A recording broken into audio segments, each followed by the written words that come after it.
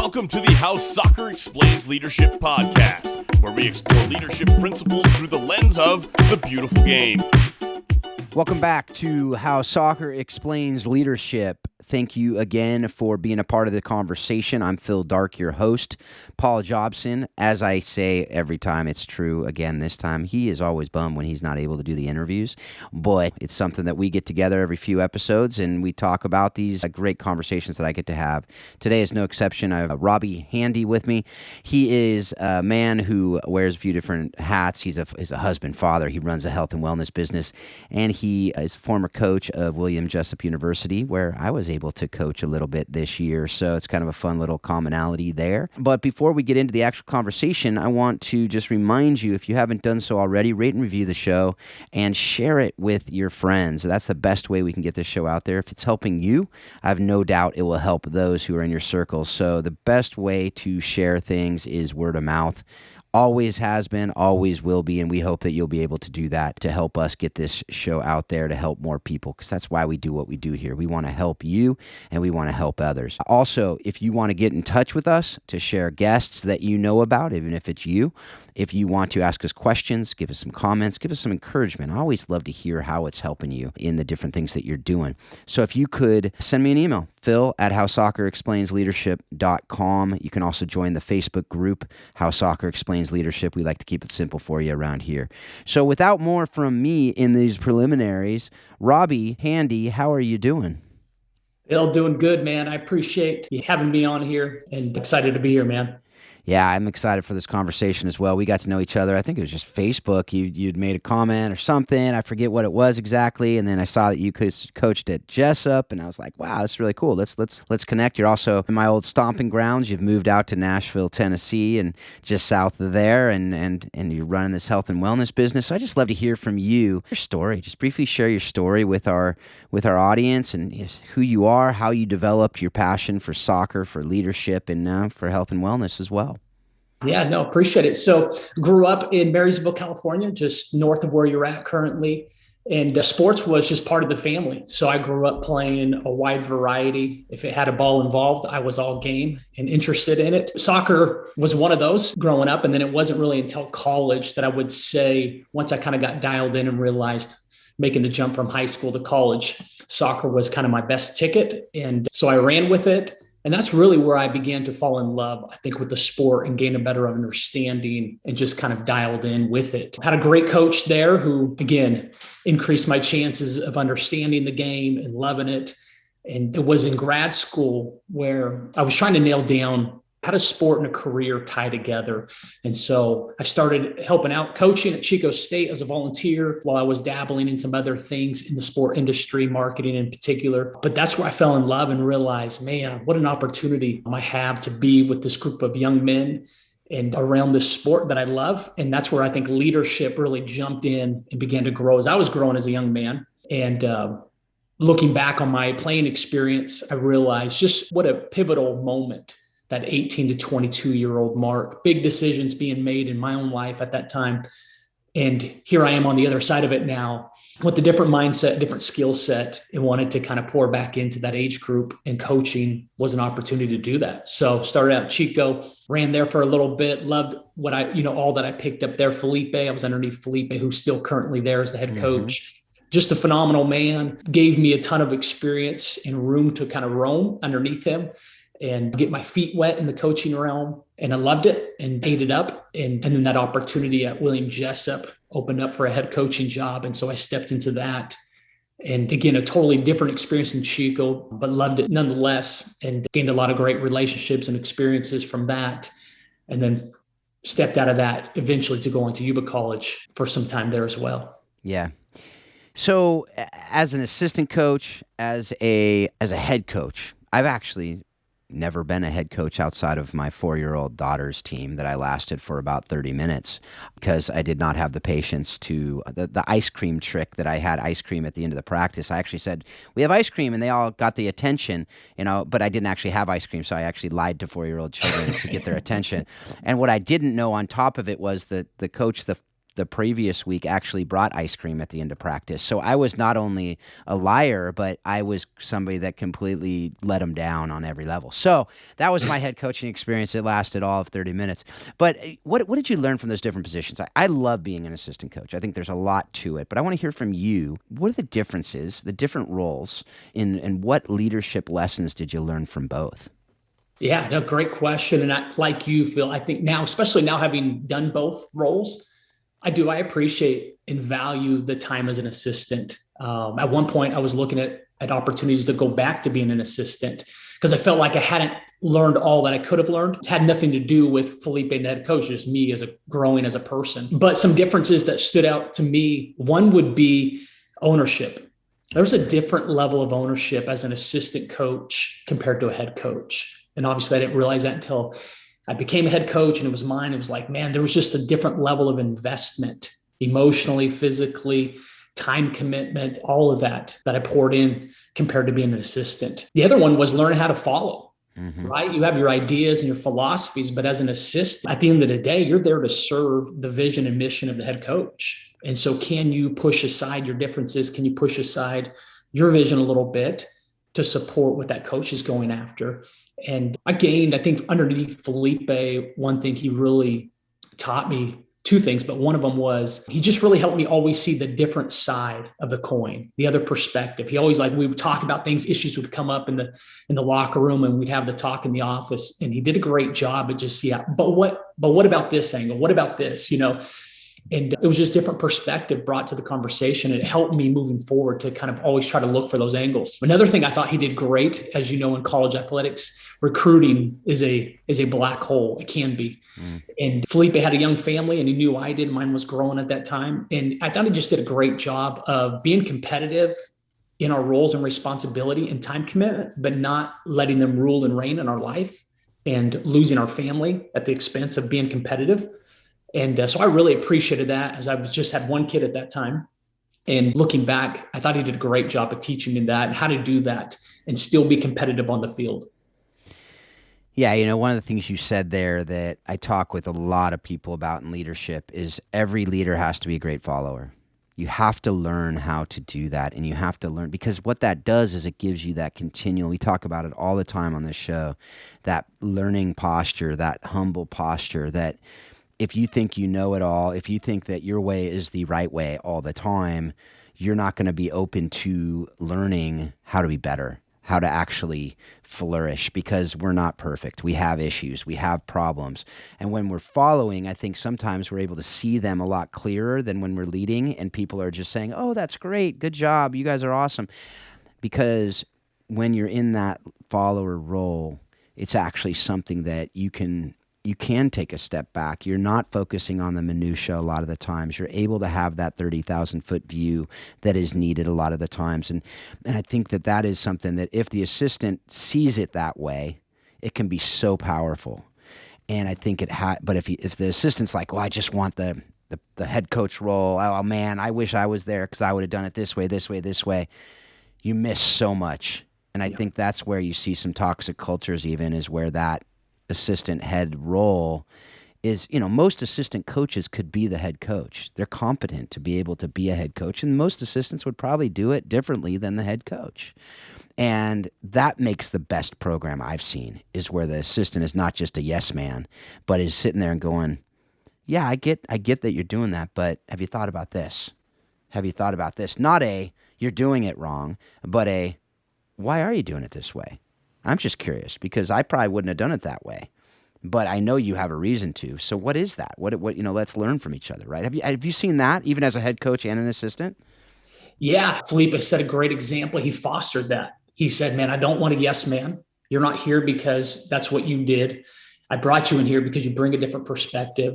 You bring different experiences, and I need because you see things differently than I do. And so he always encouraged that. And I like to believe that I did the same when I, stepped into the head role. I put people around me in pieces, trying to create a team of coaches that had different skill sets, different strengths, and different perspectives. Because I knew I didn't have what it took on my own to be the program that we wanted to be. But if I could put the right pieces into play and around me, then we had a better shot at it. So I tried to foster that as well. I hope I did. Yeah. those coaches can only speak to that. No, totally. Yeah, I had a judge that I worked for, and I was just out of law school, and I thought I thought I knew everything, right? Because I was this guy who did well in law school, and I got this clerkship with a judge, and he was a federal judge in Hawaii, and I'm like, so I wrote this opinion once, I took it to him, and he sat me down and he said, I'm gonna basically change the entire opinion. I don't agree with your conclusion. And so I literally argued with a federal judge in his chambers, and he looked at me, and I was leaning up against his desk, and he literally looked at me and he said, Phil, first of all, sit back in your chair. And so I didn't even realize I was so tense, and I'm leaning, and he says, Phil, here is the reality. A big part of my job, yes, it's to determine these cases, but a big part of my job as I see it is to teach you how to be a great lawyer and to teach you how to be a great man. Mm. And that has stuck with me in everything I do. This judge could have been an arrogant, but instead he sat there and he says, I'm a teacher. I'm here, I'm a mentor. I have a role in your life that's not just boss, but it's, and that stuck with me so much, because if there was anyone who could be arrogant and I'm just here to tell you what's what, it's the judge in a federal courthouse.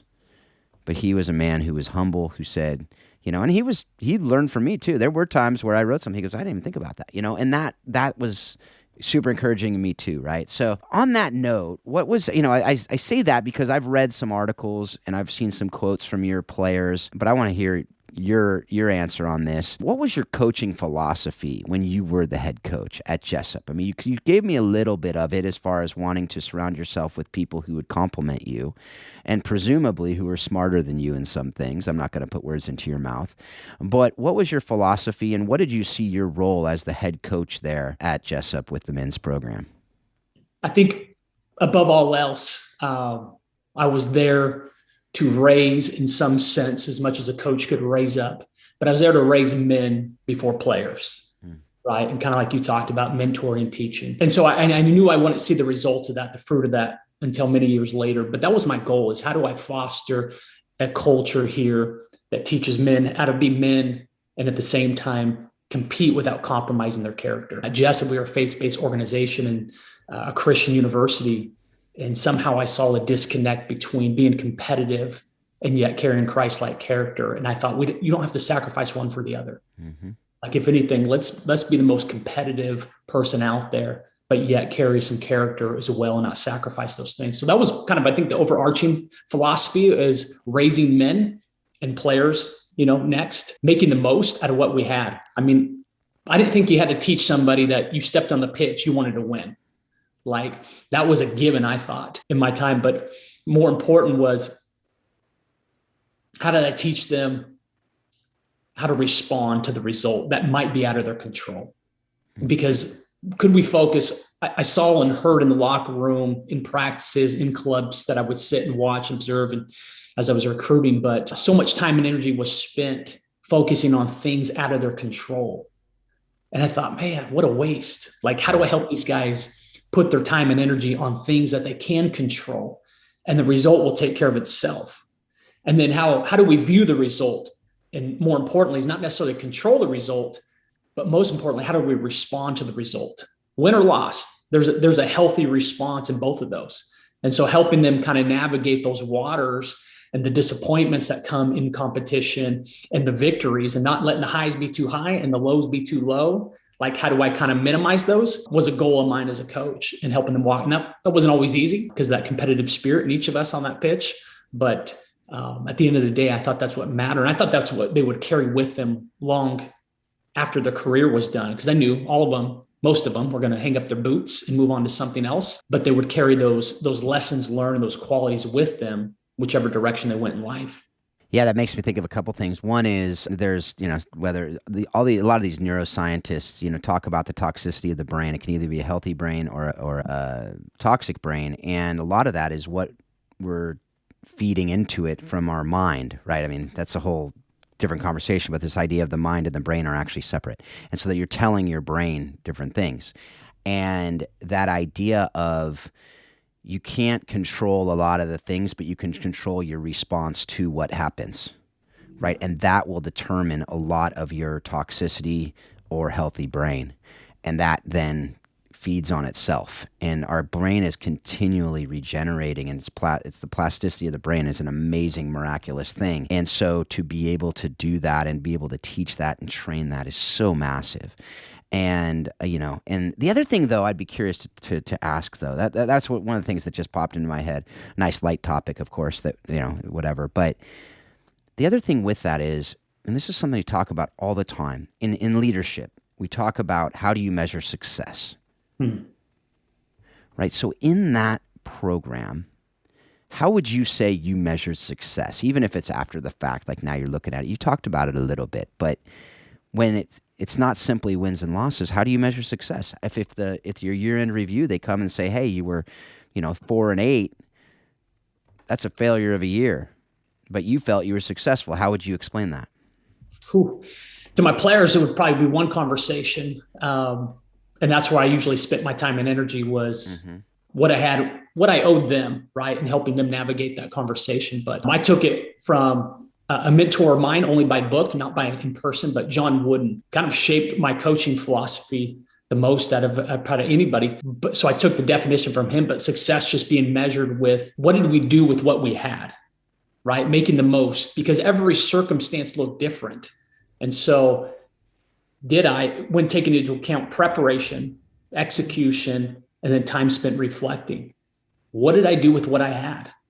And if I can look at myself in the mirror and say I prepared and did everything within my preparation, I executed at the highest level that I was capable physically and mentally, and then I took time to actually learn and look back and see what I did and what I can improve and what I need to take with me and leave behind, then I could have a level of peace looking in that mirror and saying, I was successful today. I was successful this season.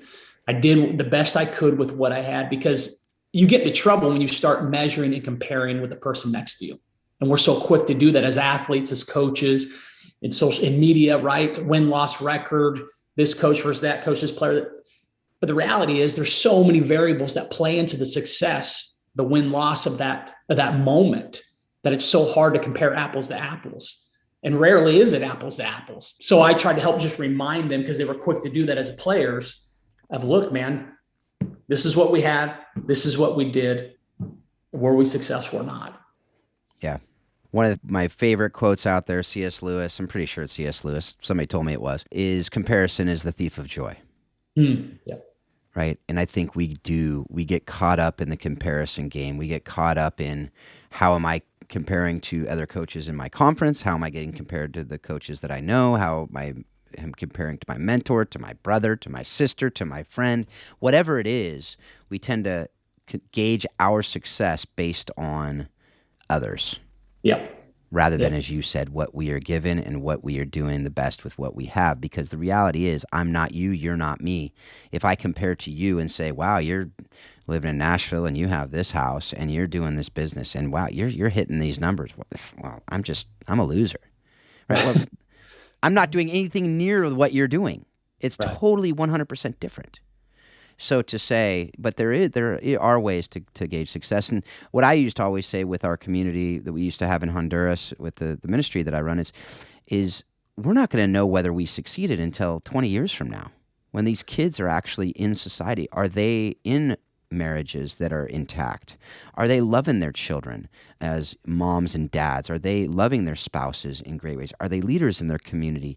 Are they doing what they were created to do in amazing ways? Like, those are the success measures.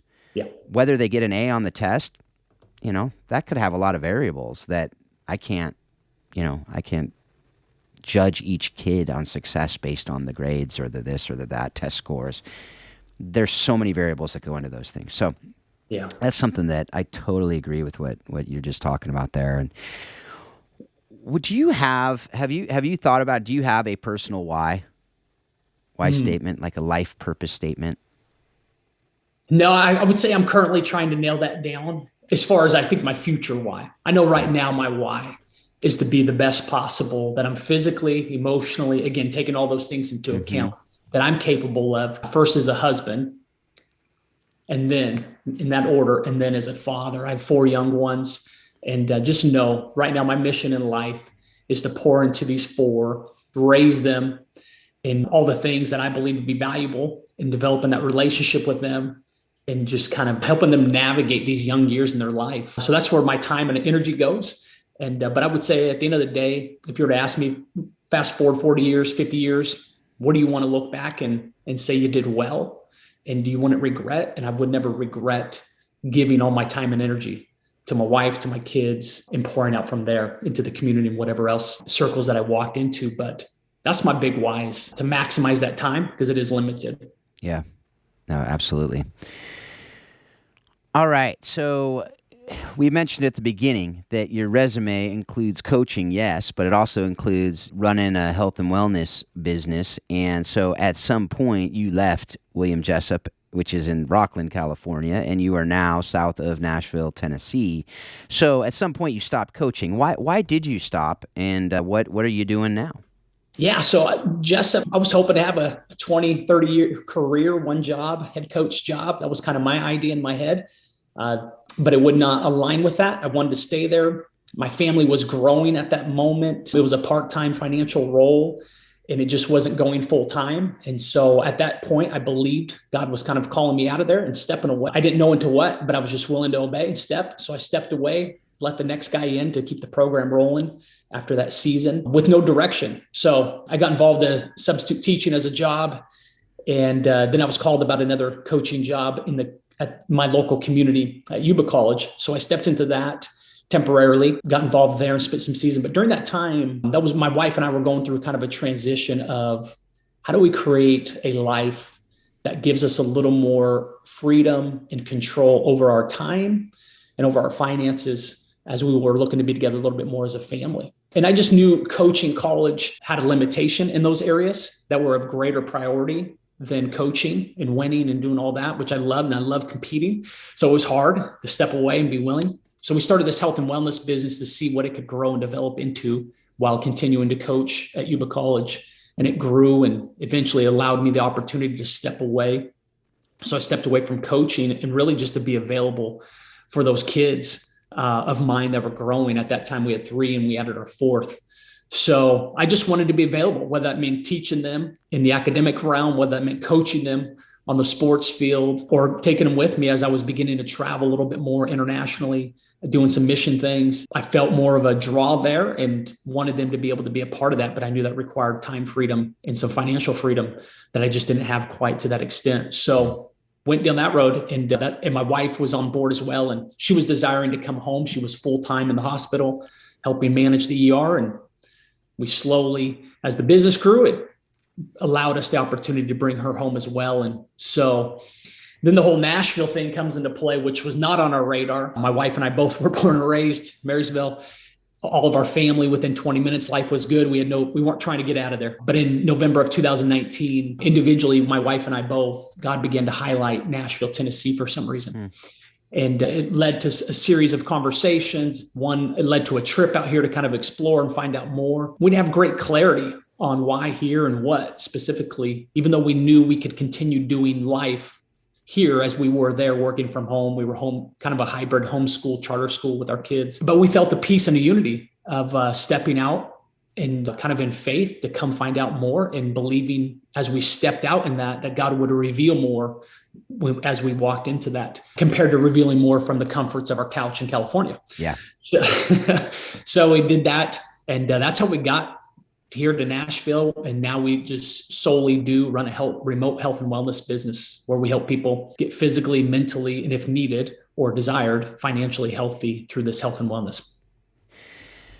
So how are you using what you learned through soccer as a player, as an assistant, as a head coach, as you're helping these clients?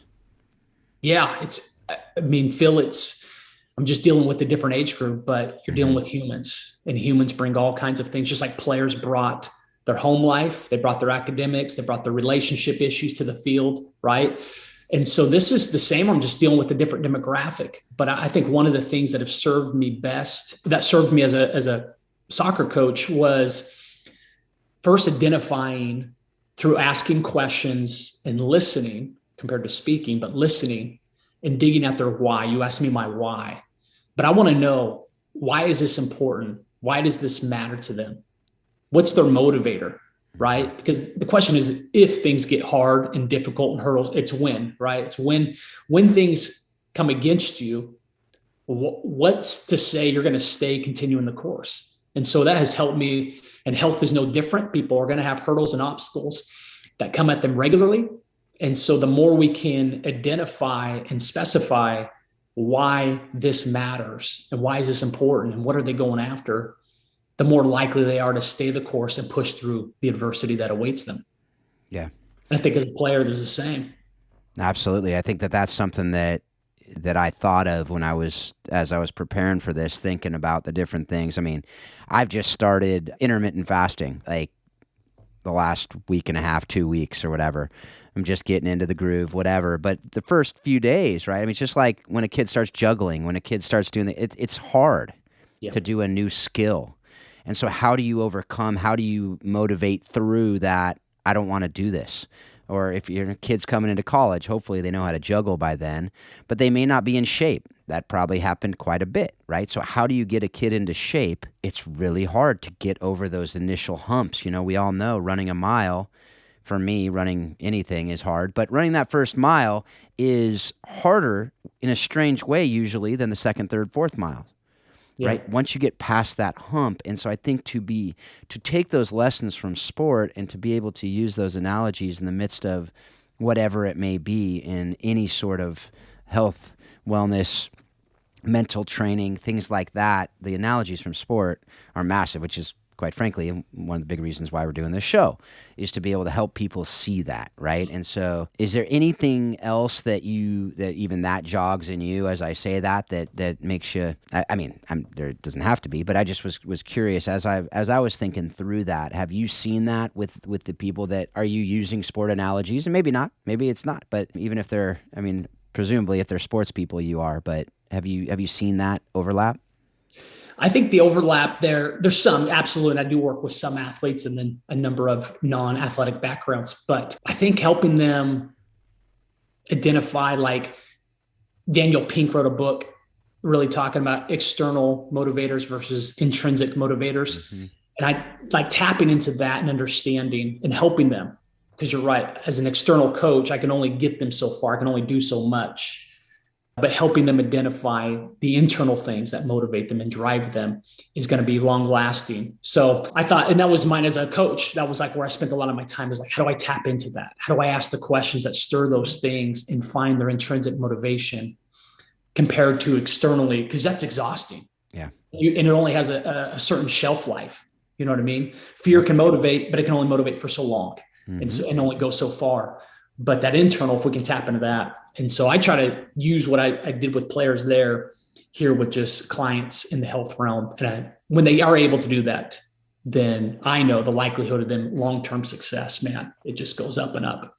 Yeah, absolutely. That's that right there. What you just talked about is really that difference between have to and get to, right? If you have to do something, if it's duty, if it's guilt, if it's manipulation, if it's something like that, that will be a short-term gain. That you'll get some stuff. You'll get some compliance.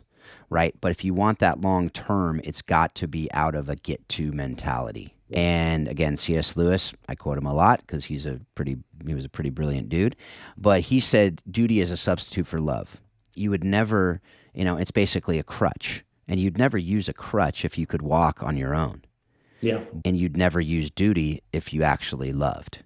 And in this instance, you would never use that duty, that have to, if you actually have a get to. It's such a different way to do things, And so that's basically what I heard there. I mean, is that what you're saying? I don't want to put words in your mouth, but yeah. So. No, that's good. That's a great way to put it. And C.S. Lewis, he really has a way with words, doesn't he? Yeah, he sure did. He sure did. Yeah. So, I remember, just with my kids, if they do the dishes on their own, they have a joy when they see that mom and dad are happy. But if I ever ask them, or tell them they need to do the dishes at any given point, it's like World War III breaks out in our house, So it's amazing the human psyche, right? I mean, how it's no different with 6-year-olds, 8-year-olds than it is with 80-year-olds, right? It's just, if you tell someone they have to do something, most people, it just doesn't sit quite right. Whereas if you say, hey, we get to do these things.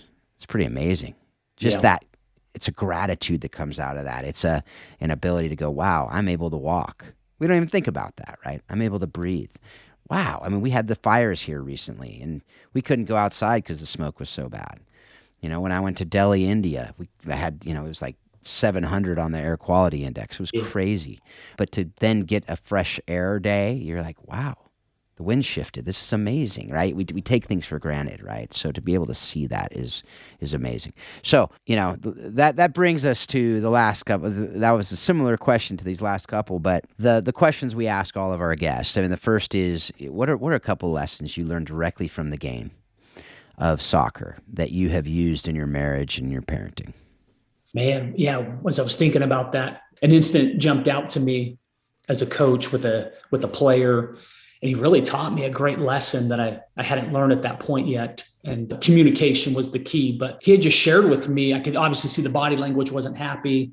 His playing time, I just associated it with he wasn't starting, which was typical with players, right? And just that battle between starting, subbing, and seeing their value and all that. But through a conversation with him, I just learned, like, if I would have given some more time to communicating with him and given him more context to where I had landed in my decision, that would have squashed it. It would have been enough. It wasn't necessarily the result that was frustrating.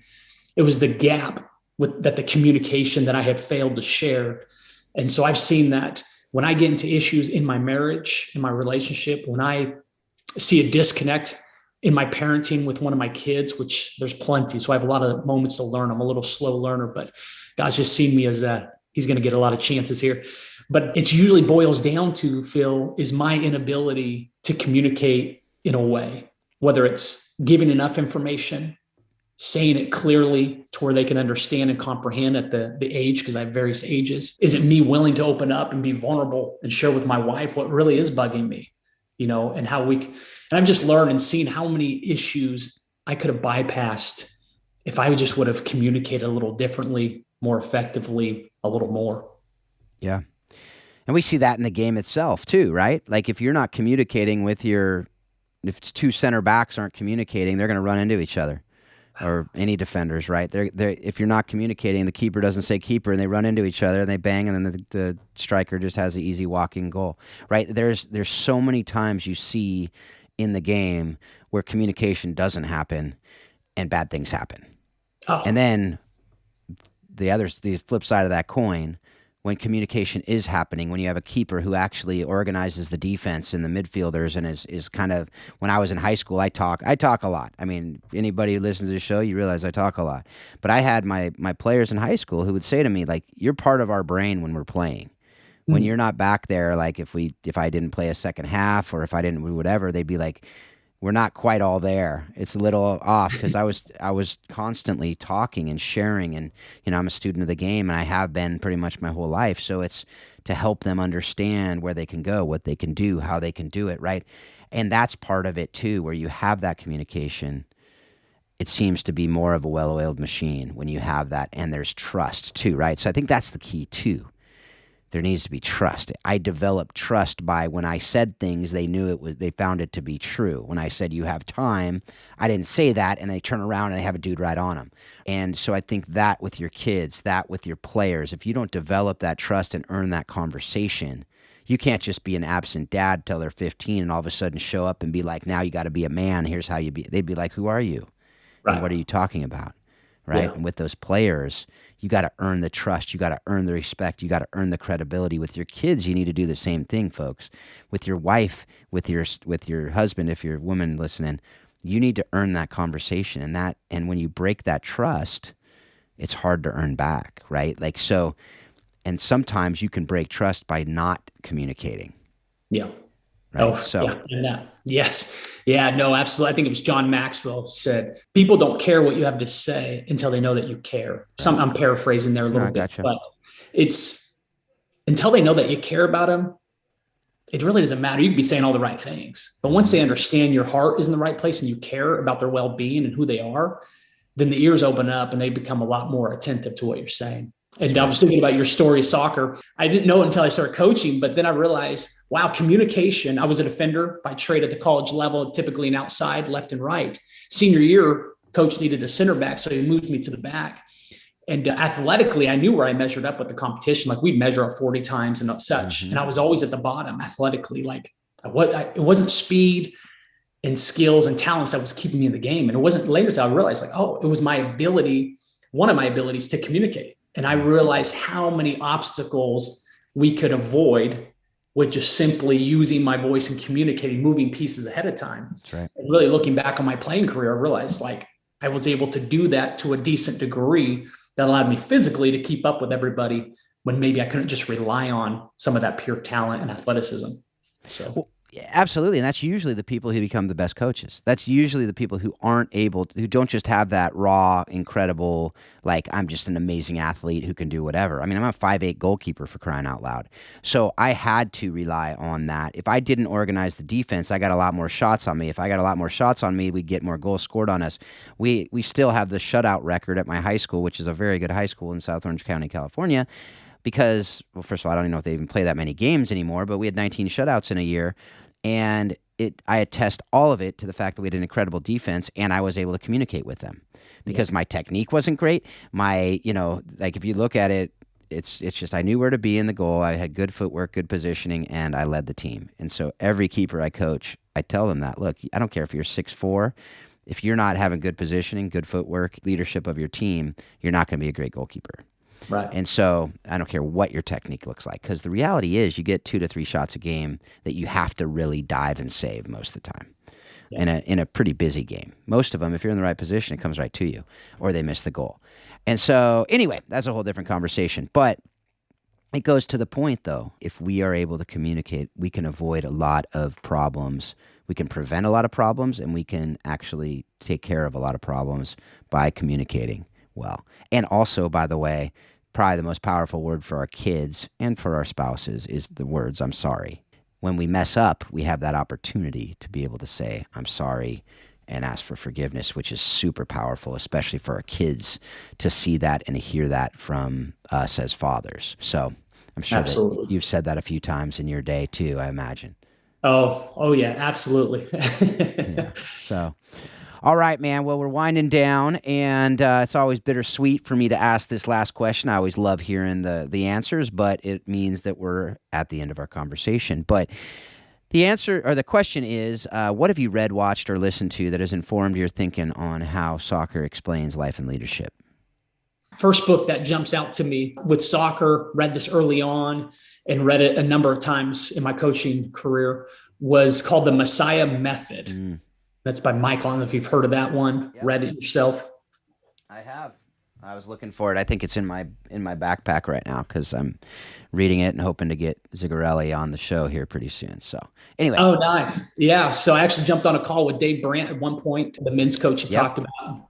And then anything John Wooden and John Maxwell that I could get my hands on as far as leadership and philosophy of a program were very instrumental in shaping, my philosophy, my leadership, and what I desired, the outcome of that program and those guys to look like. So, yeah. No, that's a fantastic book. I strongly recommend it, as you just did. Messiah Method. Obviously, those other guys, amazing. We had a whole series on the lessons that Wooden teaches, and I did a couple off-season talks we had on the 7 life lessons that he had, and it's just rules for life, I think is what he called them, but he got them from his dad. Wooden's amazing. Maxwell obviously is a man who is a great leader. But anyway, thank you so much for your time. Thanks for what you're doing. Thanks for the encouragement. I know you brought me just in our short conversations we've been able to have. I look forward to future conversations, but thanks for sharing with our audience just how you've learned a ton from this game and how you're using it. Thanks again. I appreciate it. Thanks for having me, Phil. Yeah, absolutely. All right, folks. Well, once again, hopefully you've learned a lot from this conversation. Hopefully you're going to be able to use it in your coaching. Hopefully you're going to be able to use it in your life outside of coaching or leadership of organizations or whatever you're doing as a leader in your home, as a parent, as a spouse. I just hope that you're learning from this show what I'm learning being able to do these interviews. And I hope, as we always talk about, that you're continually learning more and more that soccer does explain life and leadership. Thanks a lot. Have a great week.